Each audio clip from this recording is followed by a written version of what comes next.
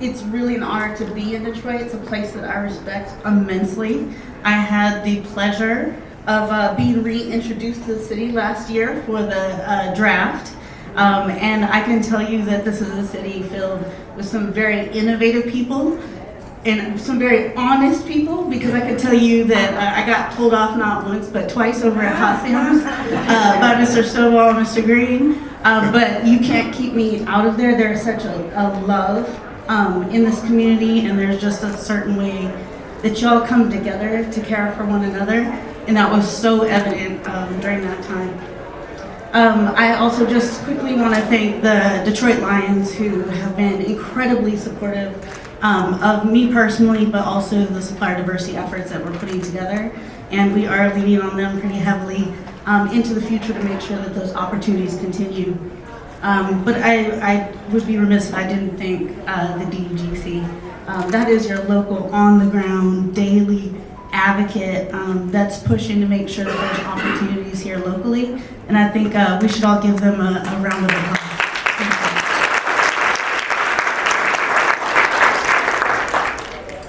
All right, so introducing myself, I am Myisha Boyce, and I'm the president and managing member of MYS Firm. I'm also the lead for NFL Source, which is the league supplier diversity program. But let's talk a little bit about my company first. We specialize in community programming. We are consultants that build out supplier diversity programs and programs that global companies use to impact communities for long-term growth. I wanted to bring forward topics I thought might actually be helpful to this group, not just sit here and talk about me and my journey, but hopefully build in some lessons I've learned along the way that I hope may be helpful to you at some point. I think that as business owners, we have to always be very clear on our why. Why are we up so early? Why are we up so late doing this work? Why do we take so much time to invest in our staff, to invest in the outcomes from the work that we do? For me, our why at MYS is to really uplift business, amplify voices, but drive economic impact, and in a way that has long-term results so that we can see some of that generational wealth into the future. So there's not, for me, building a program that ends the day the draft ends is not a program worth building. Really putting in the elements that will help that have legacy is where I live. In preparation for today, just thought really long and hard about what is the focus, what do I want you to walk away with, and I guess something that's been central to my own story is the importance of taking control of your own future. Not waiting for the opportunities to find you, but actually going after those opportunities directly. It's really easy to get distracted by the outside noise, by the things that are happening, the things that we're hearing, the things that we can't control. But each of us does hold the power to define our own path. I live it, and so I'm not here just saying it, but it has absolutely come to fruition for me. Through my career, I've had to take risks. There's been a lot of challenges, but from a lot of the mistakes that have been made, been able to grow from those. And I think one of the big things that all business owners can identify with is that you have to have resilience. It is so hard to be an entrepreneur. It's a difficult job. And just the fact that y'all are sitting here after COVID, I'm like, this is a group of innovators. You all are adaptable. You have to change. And as whatever's facing us right now, I say take those same principles, don't get distracted, implement them here too. We'll be here for the long run.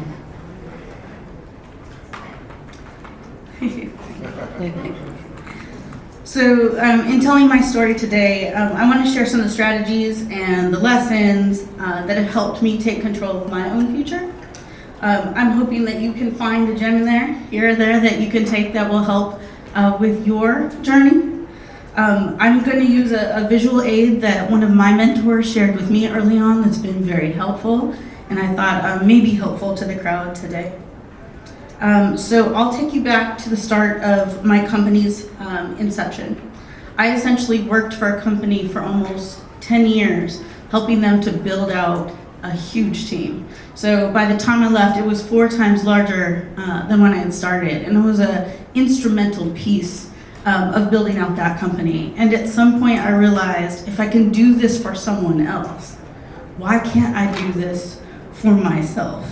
And so that it took a while, but we got there. So this is really where I found out what I was good at. It took the experience to know that. In this initial phase of starting my business, I knew that people weren't just going to welcome me in and hand me business. They didn't know what my skills were. I had no proof of performance. There was no place for them to grasp onto to say, yes, she's the one that we believe in. And so in that very, very initial stage, we partnered with another small business that did have that standing. And we went after a competitive RFP, and we won it. I know how hard that is now, but I was bright-eyed and bushy-tailed, took on that risk, and we did. We won a contract with our Department of Education in Nevada, where I'm from, and that allowed me to hire my first staff member. This is where I discovered what I could be paid for. So for the next 2 to 3 years in my company, after that initial win, we were very, very much a skill-based organization. It was very much about technical execution. We're running Oracle systems for gas companies, doing day-to-day sprints, project management at its finest. And doing a good job at it. So by the graphic, you see, I had a profession, but I was bored out of my mind, good at it, could get paid for it, but spending most of my time doing things that I actually cared about on a volunteer basis. So this is where I discovered supplier diversity. This is where all my volunteer activities were to try and help diverse businesses get to contract, because I saw how hard it was and became very, very passionate about it. So just from a innate standpoint, wanted to see that move forward. There was a definite gap. Oh, thank you. Appreciate you. There was a gap. There needed to be a bridge between diverse business and corporations. I could just see it. I felt like you come in for these huge cattle calls, they take the pictures, they tell you about the opportunities, and then you wouldn't see the results. And so part of my job became to advocate on just a grassroots level, not getting paid for it, just in my spare time. So this is where I discovered what the world needs. I sat on the national board for the Women's Business Enterprise Council. I acted as an MBE, Minority Business Enterprise Ambassador for the NMSDC, which is the National Minority Supplier Development Council. And then I was the legislative chair for the Nevada Commission on Minority Affairs. And these were all volunteer activities that I thought could help move some of this progress forward.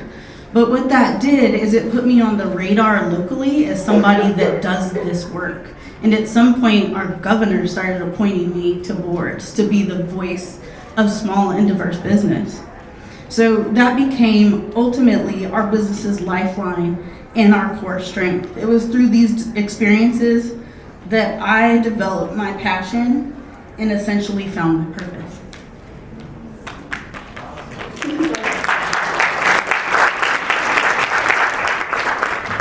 So what I can tell you is that when I found my purpose, the business absolutely took off.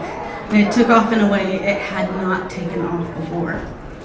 We were able to attract bigger clients, bigger partners, and opportunities.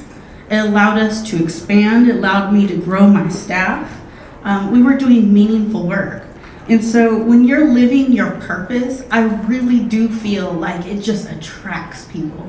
And so here's a case in point, the local cobbler. If you go in there, I don't know if you still call cobbler, but if you go in there and they know where the rubber came from and how the shoe was made and the quality of the leather and which part of the world it came from and how to lace and which one goes, you want to leave out there with 3 pairs of shoes. You may not be passionate about shoes, but when somebody is passionate about their craft, there's something about that just makes you want to grab hold. And I feel like that's what happened with my business. we started to garner business from government entities, City of Las Vegas, where I live, the state of Washington, which was out of state, and then major players in entertainment and sports. So Caesars Entertainment, Allegiant Stadium, because we had just built a brand new stadium where I am. We worked alongside educational institutions, so our local one, UNLV, but University of Birmingham. People started seeking us out to do advocacy, paid advocacy, as part of our business model. But in each case, our goal did remain the same. It was really to connect, to engage and empower through purposeful, community-driven programming. So this brings us to when the Super Bowl came to town in Las Vegas in February of last year. It was legitimately those relationships that we had built with our local economic development agency. So our local example of the DEGC. That's who put us up. Those are the relationships that are important. Like, don't sleep on how important these connections can be, because when the big entities come to town, they come to the local entities and ask for advice. They ask for recommendations. They ask, who do you know is doing this work and doing it with purpose? That's how we landed that opportunity. We were recommended for that job. And so I essentially got a call from the president of the Las Vegas Super Bowl host committee, and he said, when I hear a name more than twice, I listen. Would you like to be the chief community engagement officer for the Super Bowl?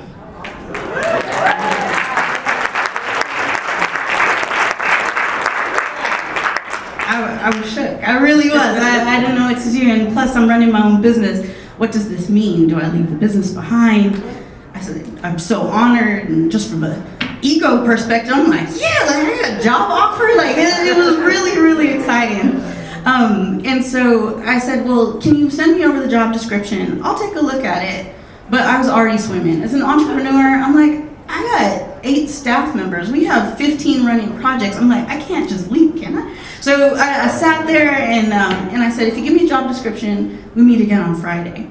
And when I took that call on Friday, I had 3 names, and I said, unfortunately, I can't leave my business. Like, my business is my lifeline. And I love that as an entrepreneur, you have control over how your day works, right? Yeah. And so as attractive as the opportunity was, I'm like, there's too much to give up. And so I said, I have 3 people I think would be really good for this. He said, okay, well, before I look at those, tell me more about your business. And I was like, oh, well, we have a whole crew of very experienced program managers. We do event logistics. We run this, we do that, community program, community engagement, supplier diversity. He said, that's fine. He said, as long as you're the face, your business can run this contract. And our business was given this opportunity.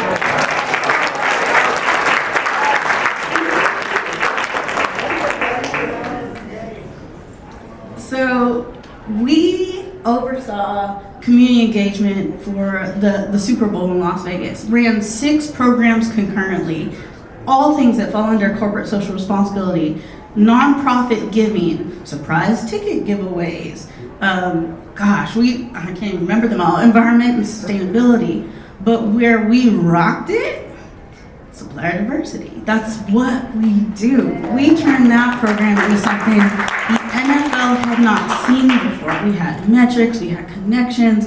They'd say, do you know what? Yep, first name basis, right? And I think that it wasn't a list, it wasn't a distribution, it was, this is the work that we really do and really, really do care about my peers. Seeing them be able to come up during the Super Bowl was such an exciting piece. And so when Super Bowl was ending, they took notice and they decided that they wanted to continue the party, and they allowed us to bid, and we won the supplier diversity contract for the National Football League.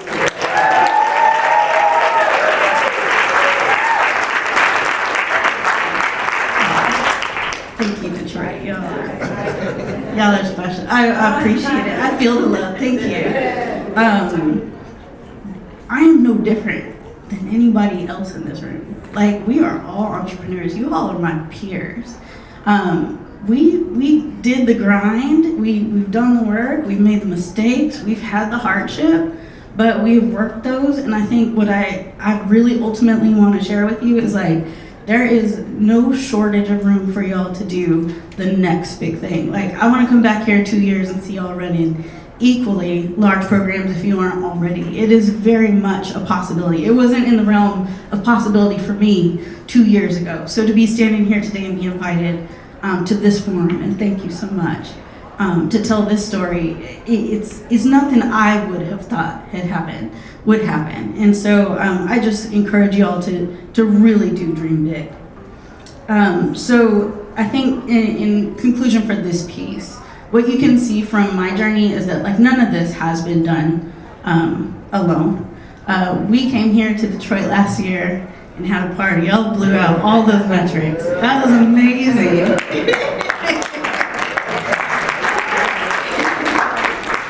So yeah, I'm hoping that that's something we get to do again sometime soon. So my superpower to success has 2 ingredients. First is being proactive in my pursuit of passion. I think that changed everything for me. 2 is embracing and leveraging collaboration. Through all the examples, I didn't do any of this alone. It was the economic development agencies, it was the volunteerism, it was the partnership with the small business that got us our first contract. All of these things were done with others' help. And so I would love to invite a very dear friend of mine up to the stage to have a little fireside chat so we could talk to you all a little bit more about collaboration. Please join me in welcoming Shaundell Newsome to the stage. All right, thank you for being here, Shaundell. It's my pleasure, thank you. Thank you for having me. Of course. So before we dive into the content, introduce yourself. Tell us about. Well, you said my name, Shaundell Newsome, founder and visionary of a firm called Sumnu Marketing, celebrating 19 years next month in Las Vegas. We're a family-owned business. My daughter is now the CEO. That's why I got the title founder and visionary. My wife is our CFO. My niece is our COO. And my granddaughter that handles all our social media. So how about that? In Detroit, you guys hold a special place in my heart too, because in 2017, we won the National Minority Supplier Development Council Supplier of the Year. Wow, and it was funny because when I picked up my award off the stage,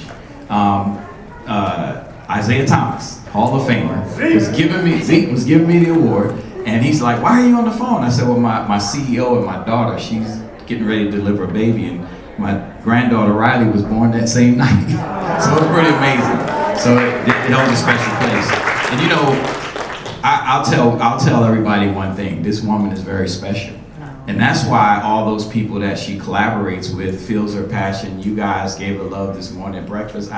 She's such an amazing person. And so that's, you know, our business specializes in my passion. My passion centers around community. So we do a lot of public outreach and engagement around the country and in Las Vegas. But also we help a lot of small businesses build their companies. So that's how Myisha and I came together, because it seems like I'm always getting into good trouble, like John Lewis would say. So that's how we met, right? Yes, except for I knew Shaundell before he knew me. So Shaundell told you his amount of time in business. We've been in business for 10 years. So when I started my business, I started attending exactly this type of activity. And I don't know if this happens to y'all here, but you go in a room and they always talk about the same person. I swear I go to every single one and be like, and Shaundell's done this, and Shaundell's done that, and Shaundell's working on it. I said, I don't know who this Shaundell is, but I need to find out, because that's how I want my name to be said, right? And I'm like, I need to find out what he's doing that gets him in every room when he's not there. And that was such an important piece of it. So I think I came into your office with the little binders. That sound about right? Big binder. One of the little ones, big ones. And essentially pitched to you what our company did, what our strengths were, and how we might be able to collaborate on something. But you know, it wasn't the binder. It was more about like the way you brought it to us, right? It wasn't like because a lot of people call you up when they think you're a successful business, and they call you up and they say, hey, I want to pick your brain. That's the worst term. You don't like getting business cards like that, right? I hate when somebody say they want to pick my brain, because pretty soon I won't have none left, right? But, Myisha did a great job of presenting problems and solutions and saying, hey, I want to partner with you on some things. So I thought that was special. That was different. It was way different. Absolutely. So our whole theme for today is going to be around collaboration. And the reason is it plays off of what I just stated, is that you got to create your own path. And how we've been able to do that is not by leaning on the large entities to come find us, but by creating those. And small business has so much power. And so I thought that telling the story of how Shaundell and I have come up together would be helpful. So do y'all know, like, when you go to a skating rink, and I don't know, I may be aging myself, but when you go to a skating rink and you're hand in hand with somebody and you're turning the corner, you can use all of your momentum and propel them forward. You temporarily stay still until they pull you back up. That's angular momentum. And that is exactly how I feel Shaundell and I work. We may pause for a moment to propel the next one forward, but always reach back and do it again. So today is a little bit of example of that, right? Like, I was invited here, but I wouldn't be here without Shaundell. And so part of the momentum was, why don't you come with me? And DGC was welcoming enough to do that and entertain the idea, but Shaundell should be here on stage. He's been a critical part of my journey, and I wanted to make sure you shared this stage with me today.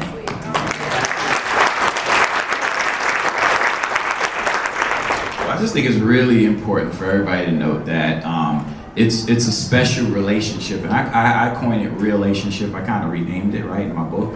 So it just says real, and it has to be real. It has to be authentic, and it's imperative that when we collaborate, that we focus on the solutions, right? Like we did at Washington State, right? There was a problem and they called us and we said, okay, let's solve this problem. But we looked at it from a standpoint of who can lead, and then who can be the support, and then we flip-flopped that a few times. But it's really important to understand Myisha's strengths, and then understand my team's strengths, and then we all come together so that the project owner wins, and then we build on it. We build on our strengths. And that has been something that we have done time and time again. And Shaundell's not always the lead, and I'm not always the lead. We switch off as it makes us competitive. And I think one of the common misconceptions is that we as diverse and small businesses are in competition with each other, and I promise you we are not. We are not our biggest competition, and so banding together to try and seize hold of larger opportunities is really where we have seen quite a bit of success. Yeah, we like Myisha mentioned with Caesars, they had a special project where they were building a new convention center, and we put together a program called Arrive and Thrive. I invited Myisha in to help us with the project management piece, and then magic happened, right? That was. So, and just to give the background, Shaundell's out golfing in Utah with some folks, making relationships that I would have never met at the major GC on the build of this project. And so when he came in, he said, I have a partner I'd like to bring along, and we budgeted for that as well. Yeah. And so, but the amazing thing about that is that program took off so tough that it got renewed. And when it got renewed by Caesars Entertainment. So it went from being part of the GC's program to Caesars Entertainment program. And I came into Shaundell's office, and I was scared to ask. I really was. I'm sure I was a little shaky. Shaundell, would you consider letting us be the prime when we renew with Caesars? Because you have 10 plus years in business and all this strip experience, and you can put all these casinos on your capability statement. MYS was too small. We had smaller contracts that we'd won through competitive process, but we didn't have any strip business. And for Las Vegas, it's huge. That's a huge casino industry. And what'd you say? Immediate answer was yes. Yeah. And it didn't take long. I'm just gonna tell you. She said, did you think about it? I said, I thought about it, yes. We got this, right? Yeah. And that's what we have to do, is propel each other forward. Once she was ready to do all of this, she was leading the project and doing that. There was no reason for me to say no, right? We don't have the capacity to be selfish. That's the problem. Everybody feels like sometimes our own ambition gets in our way. And by giving and working with Myisha and her firm, it propelled us ahead too, because it was like, wow, are you guys really gonna like switch roles? And we're like, yeah, absolutely. And you know, and let her grow in the experience that she has to grow in. And so it worked for us. It did work for us, and it worked wonders for my company, because once Caesars Entertainment came, Allegiant Stadium came, and shout out to Namia here in the front row, a crucial part of that journey. Thank you. Allegiant Stadium led to Super Bowl host committee led to NFL, and so all of these things are happening in conjunction with one another, and when you trace it back, you recognize you're not doing these things alone. Yeah, it was kind of cool being on the Super Bowl host committee. I played a small role. He chaired. He was the chair, and I got to provide you with all kinds of support, and that was another one, right? That was another one of those back and momentum. forth. Yeah. Mm-hmm. And I loved it because at the end of the day, you know, I actually chaired a lot of boring committees that people didn't know about. Everybody got excited about the Super Bowl. I chaired presidential debate committees, water authority committees, all that kind of boring stuff. It was the Super Bowl. Everybody's like, wow, he's doing. I'm like, boy, I've been doing this for 20 years. So it's just amazing. And so, but you did an incredible job, and I was excited to see Myisha and her firm come again as the lead in this very important project for Las Vegas, the very first Super Bowl in Las Vegas. Yeah, thanks, Shaundell. We're gonna go through some rapid fire questions. Right on. All right, sounds good. In all your experience, how do you think small businesses can best band together to create mutual opportunity? You know, one is you have to get over your egos, right? And really, there's a core value. I served in the United States Air Force for 10 years. There's a core value that we have called service before self. And what that means is basically you look out and say, okay, what are the problems, as Myisha talked about earlier, what are the problems out there and how can we solve them? And as small firms, we have to come together and try to solve them. It makes no sense for us to compete against each other for this small piece when we can get a bigger piece by us coming together and collaborating. So the first thing I tell you is get over your ego. Think about service before self. Assess your strengths of both of your firms and be authentic. I mean, I don't know why everybody gets caught up in this hype about entrepreneurship. I think we are crazy people. I think we are certified crazy people. I left a 6-figure job to do this, right? So I think one of the things that I think is important is you look at the other person and authentically you work together and solve the problem. Don't go away from solving the problem. Once you start thinking about your payroll and all your other stuff, or what percentage this person is getting, that's where you lose perspective of why you're there. And it's service. It's all about us coming together and collaborating for a common cause.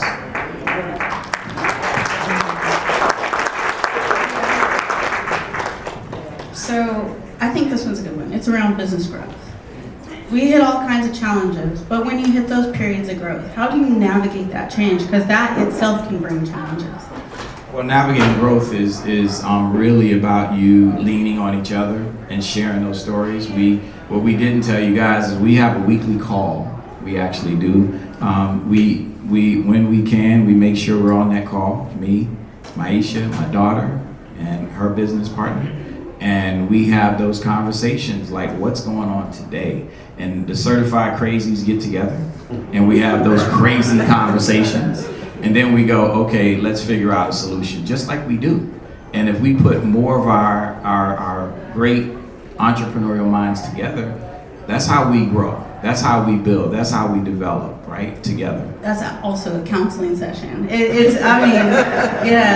We go through so much, and I think there are a lot of challenges. I think for MYS, as we started hitting some of these larger and more visible clients, I had to change my staff plan too. Because a lot of our staff had been used to working smaller projects or not as visible. When you start having to present and provide communication on behalf of the league, it takes a different skill set. And so we're doing our best to develop staff as we can, but it also took a lot of changes internally to make sure that we'd be up to par. Yeah, and the tough part for us, we don't have many people to talk to, right? And here's the difference. Here's the main thing that people don't realize, especially when you're an employer. Employers sign the front of the check, not the back of the check. Everybody else gets excited about payday, right? Everybody do the Johnny Kemp song, just got paid Friday night, party hunting. See, we are looking at on the other side where it's like 10 days before payroll, and you got to make that payroll. So the thing that makes it work for us is that we communicate all the time. We do have that counseling session, and I think it's very, very, very necessary for those of us that have to be in that space.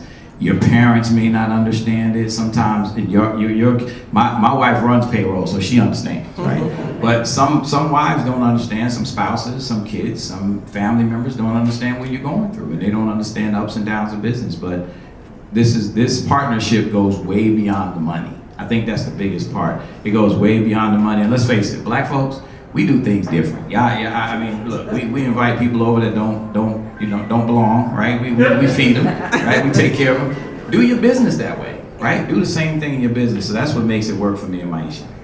Appreciate you. I'm sorry, I'm going on script. Nah. Sorry, Sam. All right, I think here's a good one too. Just looking back on the journey, what would you have done differently? In the early stages, later stages, what are some of those things that might be helpful to us here? I think the biggest thing is really paying attention to all the things that are around me and really playing chess or Monopoly, not playing checkers, playing chess. And I had to learn that throughout, right? You gotta make the right moves, you gotta be ahead of the game. And if anybody thinks about strategy, you'll see, even with my logo on our website, it's a chess piece. It's been a chess piece from the beginning. And many people ask me why the queen, because the queen is the most powerful piece on the board, right? And you can move any which way you can. So I just think that if I was going to talk to my younger self, I would say, hey, make sure you stay strategic. Stay on top of the strategy game. Don't start looking left and right, put blinders on and look ahead. That's awesome. My mentor, y'all. All right, so before we wrap up today, I think let's leave them with some final takeaways. Go ahead. Well, the first thing that I would say is, remember this, don't have an ego, don't be in competition. If you can collaboration brings forth way more fruit, right? And then lean on your small business network, lean on your people, the folks that can understand you. Create momentum and position each other for opportunities. Don't be selfish, be selfless. And then find strength in working together. Those are my 4 tips. Awesome. From my presentation, hoping the takeaways are you do have control of your own destiny. No matter what's happening around you, there's a lot of strength in this room and in each of us. And stay the course and stay focused and let people feel your passion. It's amazing what can come from that to create your own opportunities. So I think it just really speaks to the same piece is if it's not available, find a way to create it. Like that is actually a strength in business, is filling holes and gaps that somebody else hasn't identified, but that you have identified and providing a solution. And then just allow yourself to be helped. Stay humble. No matter where you are, it takes community to get places, and you need to not forget that. I think making sure that you bring up others as each of you are growing will only help. I'm like, Shaundell's one of my biggest brand ambassadors, right? And so, I mean, it went from Shaundell being the only name in the room to now both our names in the room. And if I'm not in the room and Shaundell is, he's going to say my name. And I appreciate that. And that's vice versa. So I think that's helped quite a bit. And I appreciate you. It's a big deal. Now Tiara's name in the room, my daughter. And they say I'm Tiara's dad now. I'm not even sure. That's how you graduate. So that ends this part of our talk today, but I just want to thank the DEGC. You guys are an amazing group. Thank you for reaching out to me to be a part of this room. I just feel the love and support, and I want you to know that it is also coming back to each and every one of you. Like we are each other. And we may be doing different things or different ways, but we are under the same struggles, we're under the same wins, we're doing a lot of the same things, and I just encourage all of you to keep pushing. I think that is what we have for today, so let's thank the DEGC for putting this together with a round of